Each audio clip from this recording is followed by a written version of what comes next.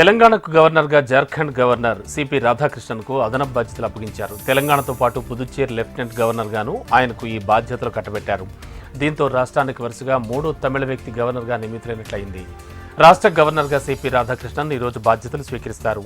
ఈ రోజు ఉదయం 11:15 రాజ్భవన్లో హైకోర్టు ప్రధాన న్యాయమూర్తి జస్టిస్ అలోక్ అరాధే ఆయనతో ప్రమాణ స్వీకారం చేయిస్తారు. తనపై నమ్మకంతో అదనపు బాధ్యతలు అప్పగించిన రాష్ట్రపతి ద్రౌపది ముర్ము, ప్రధాని మోడీ, హోంమంత్రి అమిత్ షాలకు ఆయన కృతజ్ఞతలు తెలిపారు. ఢిల్లీ లిక్కర్ స్కామ్ కేసులో కీలక పరిణామం చోటు చేసుకుంది. కవిత కేసు విచారణ జరుపుతున్న Delhi Rouse Avenue court judge justice Nagpal బదిలీ చేస్తూ ఉత్తర్వులు వెలువడ్డాయి.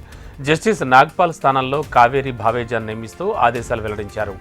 ఇప్పటికే కవిత కేసులో కీలక ఆదేశాలు ఇచ్చిన జస్టిస్ నాగ్పాల్ను ట్రాన్స్ఫర్ చేయడం వెనుక అసలు కారణం ఏమిటి అనేది ఇప్పుడు సర్వత్రా ఆసక్తి నెలకొంది.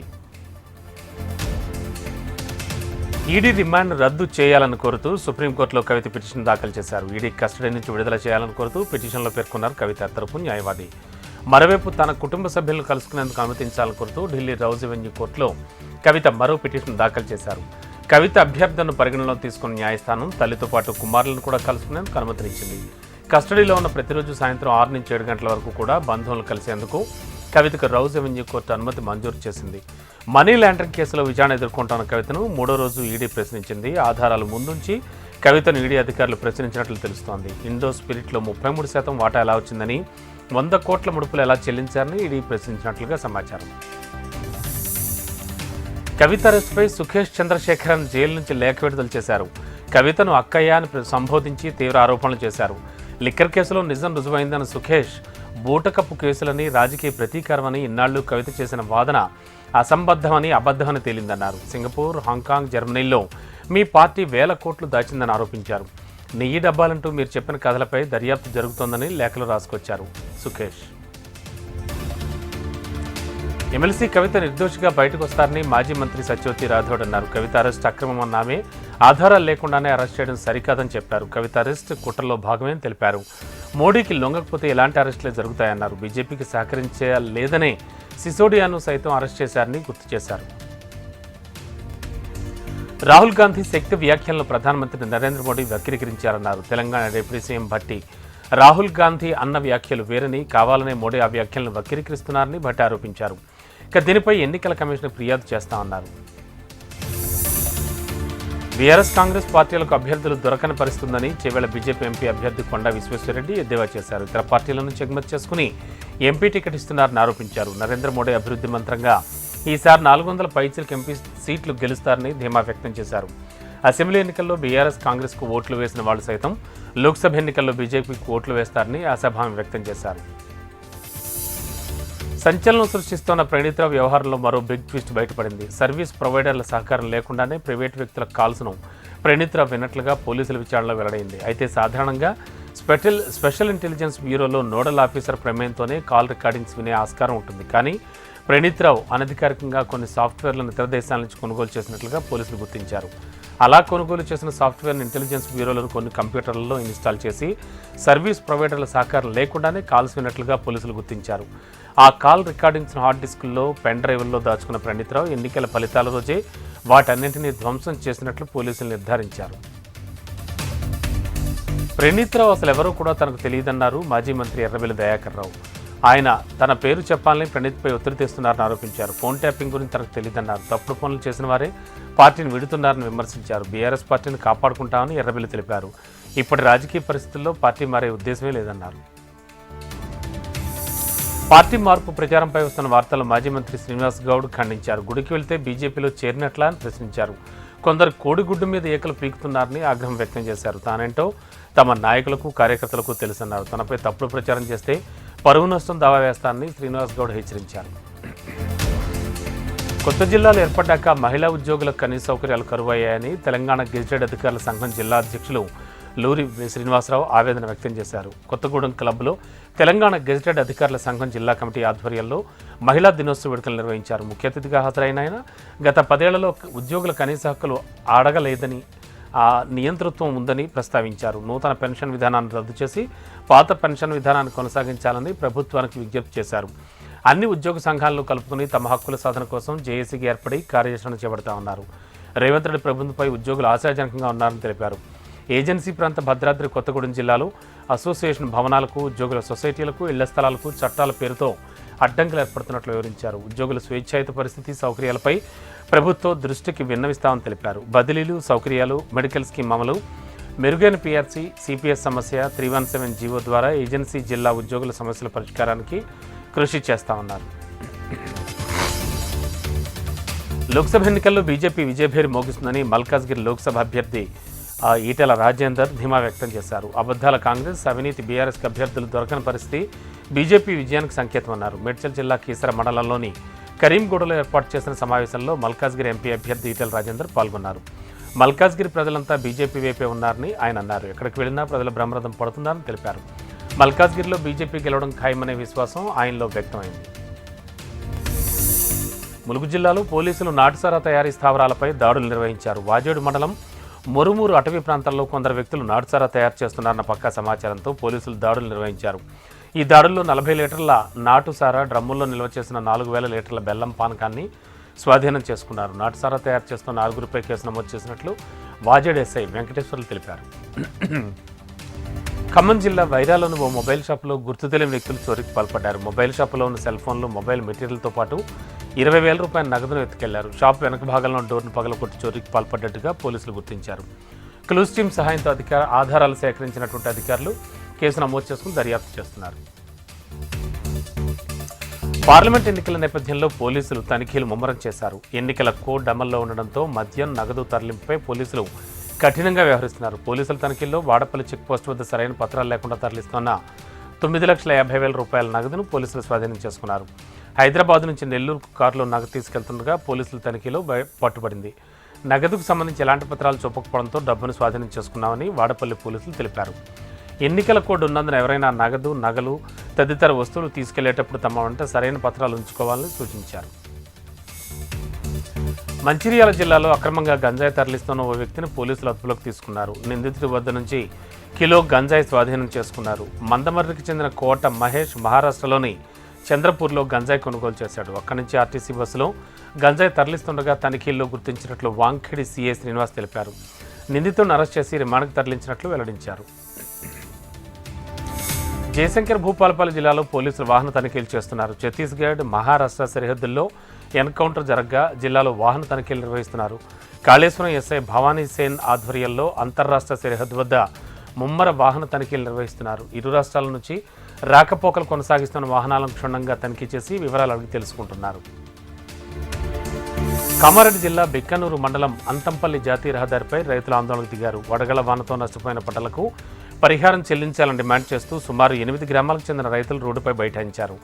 వడగళ్ల వానకు వందలాది ఎకరాల్లో పంట నష్టపోవడం జరిగిందని రైతులు తెలిపారు. ఇప్పటివరకు అధికారులు వచ్చి పంటలను చూడలేదన్నారు. రైతుల ధర్నాతో ఇరువైపులా సుమారు 4 కిలోమీటర్ల మేర వాహనాలు నిలిచిపోయాయి. హైదరాబాద్ బంజారాహిల్స్లోని లేబుల్స్ పాప్ అప్ స్పేస్లో కొలువుదీరిన డీసన్ అరోరా ఆర్ట్ ఎగ్జిబిషన్ను నటి అశ్విన్ శ్రీ ప్రారంభించారు. విభిన్నమైన హ్యాండ్లూమ్ చీరలతో పాటు ముఖ్యంగా పటోలా ఆర్ట్ చీరలు, డిజైనర్ వేర్ ఉత్పత్తులను, వస్త్రోత్పత్తులను ఒకే వేదికలో ప్రదర్శించడం అభినందనీయమన్నారు. నేటి తరం ఫ్యాషన్ ప్రియులకు నేరుగా వీవర్స్ నుంచి వినియోగదారునికి అందించేందుకు ఏర్పాటైన ఈ ప్రదర్శన ప్రతి ఒక్కరూ సందర్శించాలని, అప్పుడే చేనేతకారుల కష్టానికి తగిన ఫలితం తమ వంతు కృషిగా ఇవ్వగలమని నటి అశ్వినిశ్రీ అన్నారు. ఈ ఎగ్జిబిషన్ ఈ నెల 27 వరకు జరుగుతుందన్నారు. మేడ్చల్ జిల్లా సమీర్పేట్ ఓఆర్ఆర్పై కారు ప్రమాదానికి గురైంది. ఓఆర్ఆర్ వద్ద టైర్ పగలడంతో కారు తప్పి డివైడర్ ఢీకొట్టింది. కారులో ప్రయాణిస్తున్న వారికి స్వల్పంగా గాయాలయ్యాయి. ప్రమాదంలో గాయపడ్డ వారిని స్థానికుల ఆసుపత్రికి తరలించారు. హైదరాబాద్ సోమాజిగూడ పార్క్ హోటల్లో కేరళ హెలీ టూరిజం కార్యక్రమం నిర్వహించారు. ఈ కార్యక్రమానికి కేరళ పర్యాటక మంత్రి మహమ్మద్ రియాజ్ పాల్గొన్నారు. కేరళ టూరిజాన్ని సరికొత్త పుంతలు తొక్కిస్తూ రాష్ట్రంలోని అన్ని గమ్యస్థానాలను కలపాలని నిశ్చయించుకున్నారని కేరళ మంత్రి మహమ్మద్ రియాజ్ తెలిపారు. ఈ హెలీ టూరిజానికి స్కై ఎస్కేప్స్గా నామకరణం చేశారు. ఈ ప్రాజెక్టు 3 దశాబ్దాల క్రితం రాష్ట్రానికి హౌస్ బోట్ల పద్ధతిలో గేమ్ చేంజర్గా సెట్ చేశామని కేరళ మంత్రి మహమ్మద్ రియాజ్ తెలిపారు. హైదరాబాద్లోని ఓల్డ్ బోయినపల్లి డివిజన్ పరిధిలో బోయిన చెరువు కబ్జా చేస్తున్నారని బీజేపీ నాయకుడు కన్నె ప్రకాష్ ఆరోపించారు. గత పాలకుల చెరువును కబ్జా చేసి రియల్ ఎస్టేట్ వ్యాపారం పేరుతో దోచుకున్నారని ఆయన మండిపడ్డారు. ఈ భూ కబ్జాలపై అధికారులకు ఫిర్యాదు చేసినా నిమ్మకు నీరెత్తినట్లు వ్యవహరిస్తున్నారని కన్నె ప్రకాష్ విమర్శించారు. అధికారులు వెంటనే స్పందించి చెరువును కబ్జా గురికాకుండా చర్యలు తీసుకోవాలని ఆయన డిమాండ్ చేశారు. సికింద్రాబాద్ రైలు నిలయం వద్ద సౌత్ సెంట్రల్ రైల్వే ఎంప్లాయీస్ సంఘం సమావేశం జరిగింది. కేంద్రం రైల్వే బోర్డులో కొత్త పెన్షన్ విధానాన్ని రద్దు చేసి పాత పెన్షన్ విధానాన్ని అమలు చేయాలని రైల్వే ఎంప్లాయీస్ సంఘం జనరల్ సెక్రటరీ రాఘవయ్య డిమాండ్ చేశారు. రైల్వేలో కాంట్రాక్ట్ వ్యవస్థను తీసివేయాలని ఆయన అన్నారు. రైల్వే కార్మికులకు పని దినాలు తగ్గించాలని రాఘవయ్య డిమాండ్ చేశారు. ఎన్నికల నియమావళిపై ఉన్నతాధికారులతో ఎన్నికల ప్రధాన అధికారి ముఖేష్ కుమార్ మీనా సమీక్ష సమావేశం నిర్వహించారు.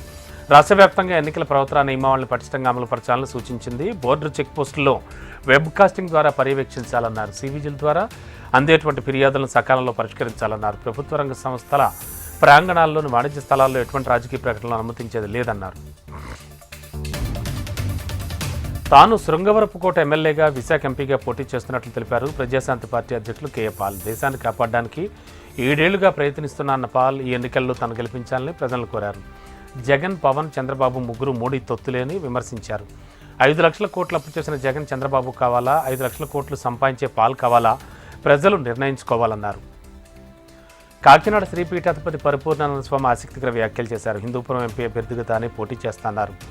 ఎవరిని చెప్పినా టికెట్ దక్కే తనకే అంటూ ధీమా వ్యక్తం చేశారు పరిపూర్ణానంద. ఇప్పటికే హిందూపురంలో ప్రచారం మొదలుపెట్టిన ఆయన జై హో హిందూపురం పేరుతో భారీ బైక్ ర్యాలీ నిర్వహించారు. మరో 2 రోజుల్లో టికెట్పై శుభవార్త చెప్తానని తెలిపారు. సత్తెనపల్లి నియోజకవర్గం పంచాయతీ టీడీపీ హైకమాండ్కు చేరుకుంది. కోడలి శివరాం ఉండవల్లిలోని చంద్రబాబు నివాసానికి వెళ్లారు. తను నియోజకవర్గంలో సరైన ప్రాధాన్యత దక్కడం లేదంటూ అసంతృప్తిగా ఉన్న కోడలి శివరాం ఈ విషయాన్ని హైకమాండ్ దృష్టికి తీసుకెళ్లారు. ఇప్పటికే కన్నా లక్ష్మీనారాయణకు అధిష్టానం టికెట్ కన్ఫర్మ్ చేయగా ఆయన అందరినీ కలుపుకుని పోవడం లేదంటూ శివరాం ఆరోపిస్తున్నారు. దీంతో కన్నా శివరాం మధ్య సయోధ్య కూర్చేందుకు అధిష్టానం ప్రయత్నాలు చేస్తోంది. నంద్యాల జిల్లా శ్రీశైలం మహాక్షేత్రంలో భ్రమరాంబికాదేవి అమ్మవారి వార్షిక కుంభోత్సవానికి ఏర్పాట్లు చేశారు. ఏప్రిల్ 26న సాత్విక బలులను నిర్వహించేందుకు కొబ్బరికాయలు, నిమ్మకాయలు సిద్ధం చేశారు. ముందుగా ఆలయంలో అర్చకులు, వేద పండితులు అమ్మవారికి ప్రత్యేక పూజలు నిర్వహించారు. ఈవో పెద్దిరాజు సిబ్బంది అమ్మవారికి కొబ్బరికాయలు, పసుపు, కుంకుమను భజంత్రులను తీసుకెళ్లారు. అక్కడ ప్రత్యేక పూజలు, ప్రత్యేక హారతులు ఇచ్చారు. అనంతరం అమ్మవారికి కొబ్బరికాయలు సమర్పించారు.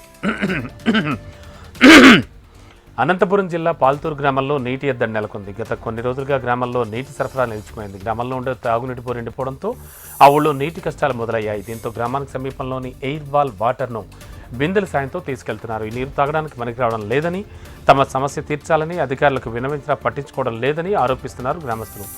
ఇకనైనా అధికారులు స్పందించాలని కోరుతున్నారు.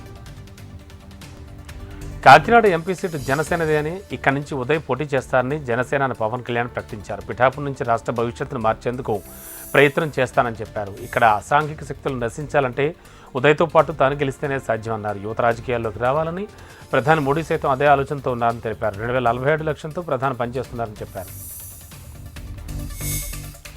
ఎన్ని జిమ్మిక్కులు చేసినా, ఎన్ని పొత్తులు పెట్టుకున్నా గెలిచేది వైసీపీ అని రేపల్ల వైఎస్ఆర్ కాంగ్రెస్ అభ్యర్థి ఈపూరి గణేష్ అన్నారు. పేద ప్రజల అభ్యున్నతికి పార్టీ పెట్టినటువంటి పార్టీ వైసీపీ అని, తెలుగుదేశం పార్టీ పెత్తందారుల పార్టీ అన్నారు. రేపల్లిలో విజయం సాధించి వైసీపీ జెండా ఎగరేస్తామని ధీమా వ్యక్తం చేశారు. బాపట్ల జిల్లా చెరుకుపల్లి మండలం ఏమినేని వారి పాలెం గ్రామంలో ఈపూరి గణేష్ ఇంటింటికి ప్రచార కార్యక్రమంలో పాల్గొన్నారు. ఒకసారి అవకాశం కల్పించాలని ఓటర్లను అభ్యర్థించారాయన. రాబోయే ఎన్నికలకు మేమంతా సిద్ధం అంటున్న వైసీపీ అధినేత వైఎస్ జగన్ పార్టీ శ్రేణులను ఉత్సాహపరచడమే కాకుండా జనంలోకి ప్రత్యక్షంగా వెళ్లేందుకు రెడీ అయ్యారు. ఈ నెల 27న ఇడుపులపై నుంచి జగన్ బస్ యాత్ర ప్రారంభమవుతుందని ఏపీ ప్రభుత్వ సలహాదారు సజ్జల తెలిపారు. ఇడుపులపైలో వైఎస్ఆర్కి నివాళులు అర్పించిన అనంతరం జగన్ యాత్రను ప్రారంభిస్తారని చెప్పారు. ఎన్నికల నోటిఫికేషన్ వచ్చే వరకు బస్సు యాత్ర కొనసాగుతుందని సజ్జల అన్నారు. యాత్రలో వివిధ వర్గాల సామాన్య ప్రజలతో సమావేశం నిర్వహిస్తా ఉన్నారు. 5 ఏళ్ల పాలన, ఫ్యూచర్ ప్రణాళికపై జగన్ చర్చిస్తారన్నారు సజ్జల. జనసేన అధినేత పవన్ కళ్యాణ్కు మాజీ ఎంపీ హరిరామ జోగయ్య లేఖల పర్వం కొనసాగుతోంది. బీసీలకు డిక్లరేషన్ ద్వారా 11 హామీలతో కూడిన సంక్షేమ పథకాలు అమలు చేయడం అభినందించదగ్గ విషయమే అని లేఖలో హరిరామ జోగయ్య ప్రస్తావించారు. వైసీపీ ప్రభుత్వం ఇస్తున్న సంక్షేమం కంటే టీడీపీ, జనసేన కూటమితోనే బీసీలకు ఎక్కువ లబ్ధి జరిగే అవకాశం ఉందని అభిప్రాయం వ్యక్తం చేశారు. ఉమ్మడి మేనిఫెస్టోలో కాపులకు సైతం బీసీలతో సమానమైన సంక్షేమ పథకాలు వర్తింపజేయాలంటూ పవన్ కళ్యాణ్కి హరిరామ జోగయ్య లేఖ రాశారు. టీడీపీ, జనసేన, బీజేపీల ఉమ్మడి సభ ట్రఫ్లప్ అయిందని మంత్రి అంబటి రాంబాబు ఎద్దేవా చేశారు. ప్రధాని హాజరైన సభను సైతం నిర్వహించలేకపోయారని ఆక్షేపించారు. గతంలో కూడా ఇదే కూటమి అధికారంలోకి వచ్చిందని, అప్పుడు రాష్ట్రాన్ని ఎంత ఆగమాగం చేశారో అందరికీ తెలుసన్నారు. పొరపాటుని కూటమికి ఓటు వేసిన పాపానికి రాష్ట్రాన్ని చండాభిన్నం చేశారన్నారు. ఎన్నికల ప్రవర్తన నియమావళిని కట్టుదిట్టంగా అమలు చేయాలని ఏపీ ప్రభుత్వ కార్యదర్శి డాక్టర్ కెఎస్ జవహర్ రెడ్డి కోరారు. ఎన్నికల ప్రవర్తన నియమావళి అమలుపై కార్యదర్శులతో సీఎస్ సమీక్ష జరిపారు. ఈ సమావేశంలో రాష్ట్ర ప్రధాన ఎన్నికల అధికారి ముఖేష్ కుమార్ మీనా పాల్గొన్నారు. ప్రభుత్వ వెబ్సైట్లలో ప్రజాప్రతినిధుల ఫోటోలు, ఆడియో, వీడియోలు తొలగించాలన్నారు. ఇక ప్రభుత్వ కార్యాలయాలన్నింటిలో కూడా ప్రజాప్రతినిధుల ఫోటోలు తొలగించాలన్నారు. ప్రభుత్వ ఆస్తులపై రాజకీయపరమైన ప్రకటనలు తక్షణం తీసివేయాలని ఆయన సూచించారు. ప్రభుత్వ ఉద్యోగులు పార్టీల ప్రచార కార్యక్రమాల్లో పాల్గొంటే కఠిన చర్యలు తీసుకుంటామని చెప్పారు. ఢిల్లీకి ఏపీ బీజేపీ చీఫ్ పురంధేశ్వర్ వెళ్లారు. ఢిల్లీ కేంద్రంగా అభ్యర్థుల ఎంపికపై కసరత్తు జరుగుతోంది. 10 అసెంబ్లీ, 6 ఎంపీ స్థానాల్లో బీజేపీ పోటీ చేయనున్నట్లు సమాచారం. అభ్యర్థుల ఎంపికపై స్క్రీనింగ్ని ఇప్పటికే పురంధేశ్వర్ పూర్తి చేశారు. పోటీ చేసే అభ్యర్థులను బీజేపీ అధిష్టానం ఫైనల్ చేయనుంది. దీంతో టికెట్ దక్కించుకునేందుకు ఆశావాహులు క్యూ కడుతున్నారు. ప్రభుత్వ భవనాలకు వైసీపీ రంగులు వేశారని, వాటిపై ఎన్నికల అధికారులు చర్యలు తీసుకోవాలని టీడీపీ నేత అయ్యన్న పాత్రుడు డిమాండ్ చేశారు. ప్రభుత్వం జారీ చేసిన పాస్ పుస్తకాలపై సైతం జగన్ ఫోటోలు ఉన్నాయన్నారు. గ్రామాల్లో వాలంటీర్లు ఎవరైనా సరే ఎన్నికల ప్రచారంలో పాల్గొంటే వెంటనే ఆర్డీఓకి కానీ కలెక్టర్ కానీ ఫిర్యాదు చేయాలని పార్టీ కార్యకర్తలకు సూచించారు. ఆయన జనసేన, టీడీపీ కార్యకర్తలను సమానంగా చూస్తానని పాయకరావుపేట టీడీపీ అభ్యర్థి వంగలపూడి అని తెలిపారు. టీడీపీ, జనసేన శ్రేణులతో ఆత్మీయ సమావేశాన్ని నిర్వహించారు. 2014 ఎన్నికల్లో కూడా టీడీపీ, జనసేన పార్టీలు కలిసి సహకరించుకోవడంతోనే విజయం సాధించామన్నారు. ఇప్పుడు కొన్ని పొరపాట్లు జరిగాయని, వాటిని మన్నించి రానున్న ఎన్నికల్లో తన గెలుపు కోసం కృషి చేయాలని అనిత అన్నారు. టీడీపీ నాయకులతో సమానంగా జనసేన శ్రేణులకు గౌరవస్థానం కల్పిస్తామని అనిత వెల్లడించారు. స్కిల్ కేసులో చంద్రబాబు బెయిల్ రద్దు పిటిషన్పై సుప్రీంకోర్టులో విచారణ జరిగింది. విచారణ ఏప్రిల్ 16కు వాయిదా వేసింది. స్కిల్ కేసులో ఏపీ హైకోర్టు చంద్రబాబుకి ఇచ్చిన బెయిల్ను రద్దు చేయాలంటూ సుప్రీంకోర్టులో ప్రభుత్వం పిటిషన్ దాఖలు చేసింది. హోలీ పండుగ సెలవుల అనంతరం విచారిస్తామని తెలిపింది. శ్రీ సత్యసాయి జిల్లాలో ఓ స్థలాన్ని రిజిస్టర్ చేయించేందుకు లంచం తీసుకుంటూ sub registrar Damodar Reddy ACB అధికారులకు పట్టుబడ్డాడు. ఒక రియల్ ఎస్టేట్ వ్యాపారికి చెందిన 8 ఎకరాల 32 సెంట్ల స్థలం రిజిస్ట్రేషన్ చేయడానికి బేరం కుదుర్చుకుని 2,50,000 రూపాయల లంచం తీసుకుంటుండగా ఏసీబీ అధికారులు రెడ్ హ్యాండెడ్గా పట్టుకున్నారు. లంచం తీసుకున్న sub registrar Damodar Reddy, writer Shammi ఉల్లాలను ఏసీబీ డీఎస్పీ వెంకటాద్రి అదుపులోకి తీసుకుని కేసు నమోదు చేశారు. కర్ణాటక, తెలంగాణ అసెంబ్లీ ఎన్నికల్లో గ్యారంటీ స్కీమ్ హామీలతో అధికారంలోకి వచ్చిన కాంగ్రెస్ లోక్సభ ఎన్నికల్లో కూడా అదే వ్యూహాన్ని అనుసరిస్తోంది. 25 అంశాలతో గ్యారంటీ స్కీములను తమ మేనిఫెస్టోగా రూపొందించింది. వర్కింగ్ కమిటీ సమావేశంలో ఆమోదం పొందినటువంటి గ్యారంటీ స్కీములను విడుదల చేసింది కాంగ్రెస్ అధ్యక్షుడు మల్లికార్జున ఖర్గే అధ్యక్షతన జరిగిన ఈ భేటీలో మాజీ అధ్యక్షులు సోనియా గాంధీ, అలాగే రాహుల్ గాంధీతో పాటు కీలక నేతలు హాజరయ్యారు. 3.5 గంటలకు పైగా సమావేశంలో మేనిఫెస్టోపై చర్చించారు. 25 గ్యారంటీల అమలుకు సిడబ్ల్యూసీ ఆమోదం తెలిపింది. పాంచ్ న్యాయ్ పేరుతో 5 అంశాలతో మొత్తం 25 గ్యారంటీల మేనిఫెస్టోను ప్రకటించింది. రైతులు, మహిళలు, యువత, బలహీన వర్గాలే లక్ష్యంగా హిస్సేదారీ న్యాయ్, కిసాన్ న్యాయ్, నారీ న్యాయ్, శ్రామిక్ న్యాయ్, యువ న్యాయ్ పేరిట హామీలు అమలు చేస్తామని ప్రకటించింది. హనుమాన్ చాలీసా పెట్టాడన్న కారణంతో ఓ వ్యక్తిపై బెంగళూరులో దాడి జరగడంతో అది కాస్త ఉద్రిక్తతలకు దారితీసింది. నగరంలోని సిద్ధన్న లేఅవుట్లో ముఖేష్ అనే వ్యక్తి మొబైల్ దుకాణం నిర్వహిస్తున్నాడు. దుకాణంలోని లౌడ్ స్పీకర్లలో హనుమాన్ చాలీసా పెట్టాడనే కారణంతో ముస్లిం వర్గం చెందిన యువకులు అతనిపై దాడి చేసి తీవ్రంగా కొట్టారు. ఈ ఘటన నిరసిస్తూ సిద్ధన్న లేఅవుట్లో పెద్ద ఎత్తున ఆందోళనలు జరిగాయి. ఈ ఆందోళనలో బీజేపీ ఎంపీ తేజస్వి సూర్య పాల్గొని ముఖేష్కు మద్దతు తెలిపారు. దాడికి పాల్పడ్డ వారిని కఠినంగా శిక్షించాలని డిమాండ్ చేశారు. ఆందోళనకారులను కంట్రోల్ చేసే క్రమంలో పోలీసులు తేజస్వి సూర్యను అదుపులోకి తీసుకున్నారు. దేశవ్యాప్తంగా లోక్సభ ఎన్నికలు జరగనున్నటువంటి నేపథ్యంలో యూనియన్ పబ్లిక్ సర్వీస్ కమిషన్ కీలక ప్రకటన చేసింది. సివిల్స్, ప్రిలిమినరీ, ఫారెస్ట్ స్క్రీనింగ్ పరీక్షలను రీషెడ్యూల్ చేసింది. 2 పరీక్షలకు గతంలో నోటిఫికేషన్ విడుదల చేయగా మే 26న ప్రిలిమ్స్ పరీక్షలు జరగాల్సి ఉంది. అయితే ఎన్నికల కారణంగా జూన్ 16న 2 పరీక్షలను నిర్వహించినట్లుగా ప్రకటించింది యూపీఎస్సీ. అక్టోబర్ 19న మెయిన్స్ పరీక్ష జరగనుంది. సివిల్ సర్వీసెస్లో 1056, ఫారెస్ట్ సర్వీసుల్లో 150 పోస్టుల భర్తీకి ఫిబ్రవరి 14న నోటిఫికేషన్ విడుదల చేసింది యూపీఎస్సీ. లోక్సభ ఎన్నికలు దగ్గరికిస్తున్న వేళ ఎన్డీఏ కూటమికి భారీ షాక్ తగిలింది. ఎన్డీఏ కూటమి నుంచి తప్పుకుంటున్నట్లు రాష్ట్రీయ లోక్ జనశక్తి పార్టీ చీఫ్ పశుపతి కుమార్ పరాస్ ప్రకటించారు. కేంద్ర మంత్రి పదవికి సైతం రాజీనామా చేస్తున్నట్లు తెలిపారు. లోక్సభ ఎన్నికల కోసం బీహార్లో సీట్ల పంపకం విషయంలో తమ పార్టీకి తగిన ప్రాధాన్యత ఇవ్వనందుకు బీజేపీ నాయకత్వంతో విడిపోవాలని నిర్ణయించుకున్నామని వెల్లడించారు. సీట్ల పంపిణీ విషయంలో తన పార్టీకి న్యాయం జరిగిందని ఆవేదన వ్యక్తం చేశారు. ఢిల్లీ లిక్కర్ స్కామ్లో ఈడీ చేసిన ప్రకటనను ఆమ్ ఆద్మీ పార్టీ ఖండించింది. బీఆర్ఎస్ ఎమ్మెల్సీ కవిత తమ నేతలకు 100 కోట్లు చెల్లించడంలో భాగస్వామి అయ్యారని ఈడీ చేసిన ప్రకటనపై ఆమ్ ఆద్మీ పార్టీ మండిపడింది. ఇదంతా కుట్రలో భాగమని ఆరోపించింది. గతంలో కూడా ఈడీ ఇలాంటి అవాస్తవ ప్రకటనలు విడుదల చేసిందని విమర్శించారు. బీజేపీ పొలిటికల్ వింగ్లా ఈడీ పనిచేస్తోందని చెప్పుకొచ్చారు. పార్టీలు ప్రెస్ రిలీజ్ చేస్తాయని, ఈడీ ఎప్పటి నుంచి ప్రెస్ రిలీజ్ చేస్తోందో దిగిపెట్టారు. పౌరసత్వ సవరణ చట్టం సీఏఏ అమలుపై స్టే విధించాలంటూ దాఖలైన పిటిషన్లపై 3 వారాల్లోగా స్పందించాలని కేంద్రాన్ని సుప్రీంకోర్టు ఆదేశించింది. పౌరసత్వ సవరణ చట్టానికి వ్యతిరేకంగా దాఖలైన పిటిషన్లపై విచారణ జరిపిన సీజీఐ జస్టిస్ డివై చంద్రచూడ్ నేతృత్వంలో ధర్మాసనం 3 వారాల్లోగా తమ స్పందన తెలియజేయాలని కేంద్ర ప్రభుత్వానికి ఆదేశాలు జారీ చేసింది. అయితే ఈ విచారణ పూర్తయ్యేదాకా చట్టం అమలుపై స్టే విధించాలని పిటిషనర్లు కోరారు. దీనిపై ధర్మాసనం ఎలాంటి ఆదేశాలు జారీ చేయలేదు. కేంద్రం తరపున వాదనలు వినిపించిన సొలిసిటర్ జనరల్ తుషార మెహతా ఈ చట్టం ఏ వ్యక్తి పౌరసత్వాన్ని తొలగించదని ధర్మాసనాన్ని తెలిపారు. 200 దరఖాస్తులకు సమాధానం ఇచ్చేందుకు 4 వారాల సమయం కావాలని మెహతా సుప్రీంకోర్టును కోరారు. అనంతరం సర్వోన్నత న్యాయస్థానం విచారణ ఏప్రిల్ 9వ తేదీకి వాయిదా వేసింది. బెంగళూరు ప్రజలు నీటి కష్టాలతో ఇబ్బంది పడుతున్నారు. వేసవికాలం రాకపోతే నీళ్ల కోసం నానా ఇబ్బందులు పడుతున్నారు. నీళ్ల కోసం చిన్నపాటి యుద్ధాన్ని చేస్తున్నారు అక్కడ ప్రజలు. ప్రస్తుతం బెంగళూరులో 50 కోట్ల లీటర్ల నీటి కొరత ఉందని ఆ రాష్ట్ర సీఎం సిద్ధరామయ్య తెలిపారు. ఇక పౌర సంఘాలు నీటిపారుదల శాఖ అధికారులతో సమావేశం అనంతరం సిద్ధరామయ్య మాట్లాడుతూ నీటి వనరుల ఆక్రమణలకు గురయ్యాయని తెలిపారు. బెంగళూరుకు 2600 MLD నీరు అవసరం ఉందని, ఇందులో 1470 MLD కావేరీ నది నుంచి, 650 MLD బోర్వెల్ల నుంచి వస్తోందని అన్నారు. బెంగళూరులో 14,000 బోర్వెల్లు ఉండగా అందులో 6,900 బోర్లు ఎండిపోయాయని సిద్ధరామయ్య తెలిపారు. నీటి కొరత తీరాలంటే బెంగళూరు నగరానికి రోజుకు 260 కోట్ల లీటర్ల నీరు అవసరమన్నారు. ఢిల్లీ క్యాపిటల్ జట్టు తమ కెప్టెన్ ప్రకటించింది. గాయం నుంచి కోలుకున్న ఐపీఎల్లో రీఎంట్రీ ఇస్తున్న రిషబ్ పంత్ ఈసారి ఢిల్లీ పగ్గాలు చేపట్టనున్నారు. ఈ మేరకు ప్రత్యేకంగా ఓ వీడియోను రూపొందించి రిలీజ్ చేసింది ఢిల్లీ క్యాపిటల్స్ టీం. గతంలో ఈ టీంకు వార్నర్ కెప్టెన్గా వ్యవహరించగా పంత్కు ఎన్సీఏ క్లియరెన్స్ ఇవ్వడంతో అతనికి ఛాన్స్ ఇచ్చింది మేనేజ్మెంట్. అయితే ఈ సీజన్లో పంత్ కీపింగ్గా వ్యవహరించే అవకాశాలు తక్కువగా ఉన్నాయి. కేవలం బ్యాట్స్మెన్గా ఉంటూ పంత్ కెప్టెన్సీ చేసే అవకాశాలే కనిపిస్తున్నాయి. ఇక ఇవి సూపర్ ఫాస్ట్ 15 న్యూస్ విశేషాలు. చూస్తూనే ఉండండి హెచ్ఎం టీవీ. వార్తాగదు నిజం దాగదు.